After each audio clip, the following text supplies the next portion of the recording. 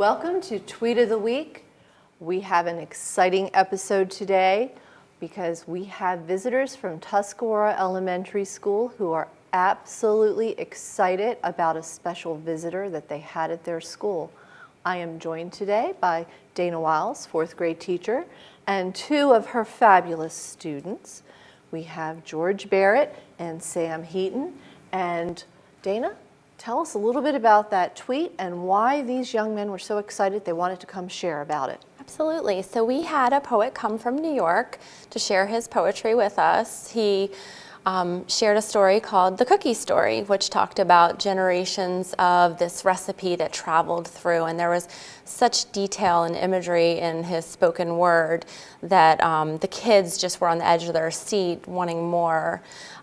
He had a lot of detail about his German heritage that he integrated throughout the poetry and moved around, and it really got the students reliving what he had experienced. And he talked about his grandmother and her grandmother and just this recipe, how it's gone through the years. And the payoff for me was when we lined up to go back after the event that the students were like, can we go write poetry now? So inspiring that writer and that enthusiasm was just really exciting. Because I'm going to guess that maybe they weren't real excited when you said we have a poet coming. Yeah, maybe not, okay. But you know, they were good sports. They lined up, they were ready to go, and they had no idea what they were in for.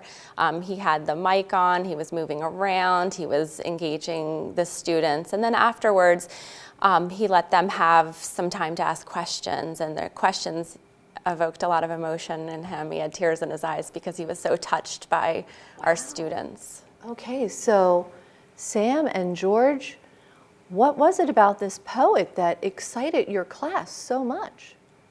Well, he gave a lot of detail, and you could almost envision it in your head. Eating the cookies and like tasting like the cookies, and it's cool that he came from all the way from New York to come to our cafeteria to share his one cookie story, and it's just great. So he turned this cookie story into poetry. Yes. And his words were so powerful that you had a movie playing in your mind. Mm-hmm. And George, did I hear you right? You almost felt like you could taste those cookies? Mm-hmm. Wow. So that is powerful. And that made you guys say, we want to do that too. So you asked Mrs. Wiles if you could go become poets. And I think we have the result of that to share. Are you ready, George? I think so. I sometimes do poetry, but normally I just write. Usually it's light, but it has to be bright. I love your work, it's great. I hope the publishers take the bait. I think the cookie story is the best. The kitchen was probably a mess. I can taste that crunchy crisp I would never miss. And so thin, I bet you would fill up a bin. That would probably take 1,000 men. Well done. And George, you had pictures rolling through my mind too. Fabulous. Thank you. Well, thank you. So now a poet has inspired you. You have become poets yourself, and I hope that you will continue to inspire each other and your classmates and your entire school with your beautiful words, with your writing.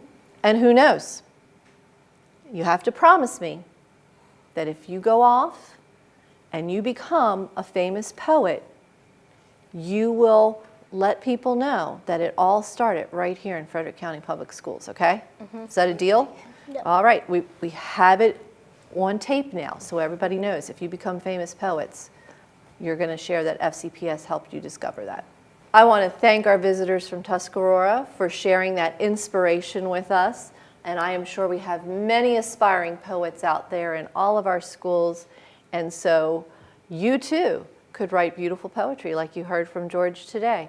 Thank you for joining us on Tweet of the Week. Stay inspired. Keep checking out Twitter because amazing things really do happen.